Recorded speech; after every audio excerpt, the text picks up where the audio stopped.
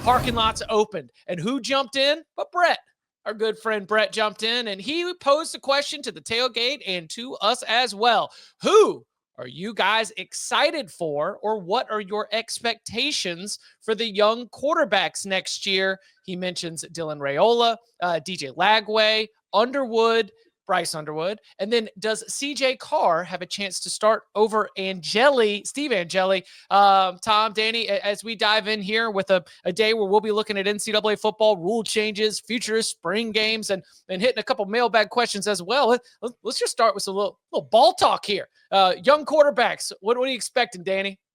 So I would say you want to see significant improvement from what looks like a really solid foundation in Dylan Raiola and DJ Lagway, right? They both showed flashes of brilliance. I mean, it's a huge reason why Florida Gators ended the season with so much momentum. A little bit of opposite stories to the season. You know, Raiola started off so strong, and then the competition got stiffer. He started throwing a little bit more interceptions. But we even talked about one of the coordinator hires, bringing Dana Holgorsen to Nebraska to help him out. So I would expect improvement out of those two. You know, I think if they were in the running for, Big Ten or SEC Player of the Year, I think I'd be a little bit surprised. I think that's like a little bit of a dream scenario, but I think they'll be better. I mean, I would expect them. And then for Bryce Underwood, I have no idea, other than to say he sounds like a freak. He sounds like he's unbelievable. I think he's going to be really good. Another, situation we talked about, I don't know how much he's going to be throwing the football, but he might be pretty electric running the football. So, I feel less, confident in how Bryce Underwood's going to play than the other two.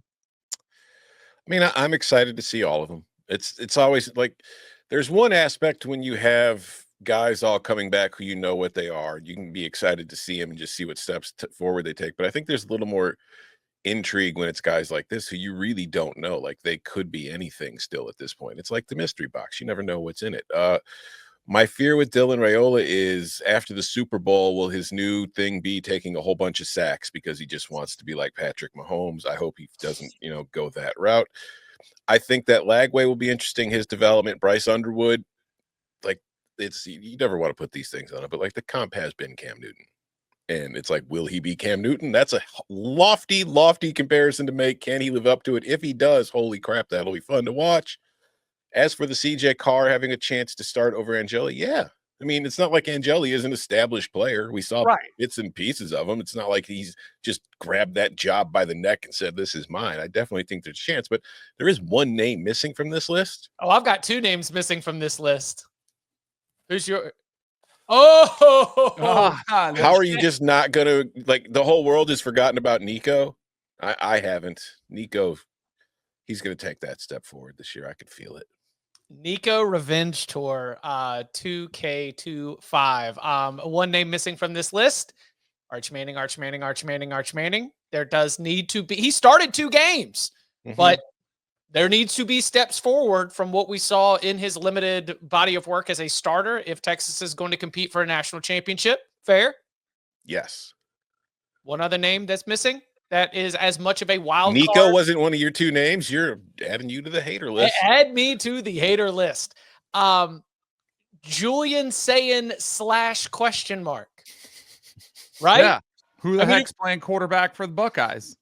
And we heard great things like Julian Sayin makes the transfer from Alabama to Ohio State. That Will Howard, everyone expects that he's going to be the starter, but Sayin was able to make that move after Nick Saban retired in time to be able to get some work in with the Buckeyes that had people around Columbus a-buzzing.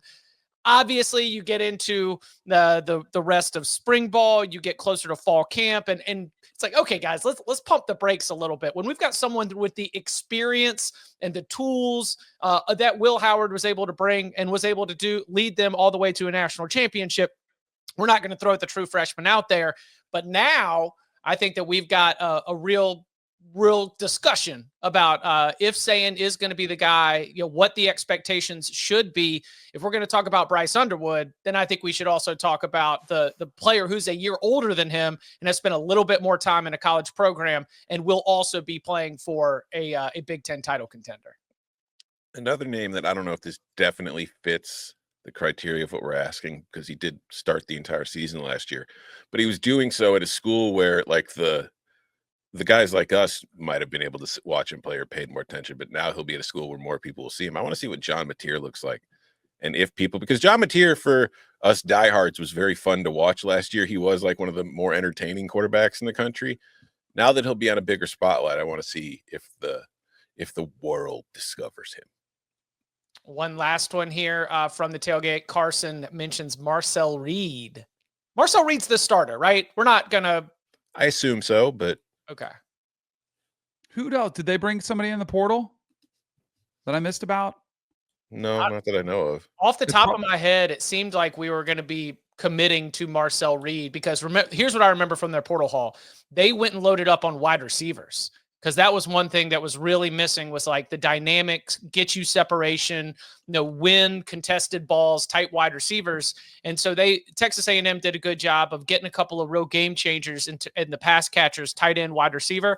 And I always thought that was like, okay, if we're going to spend on the skill players on offense, it is probably because we are not trying to spend on a replacement quarterback for Marcel Reed. Let's make the players around him better was my understanding.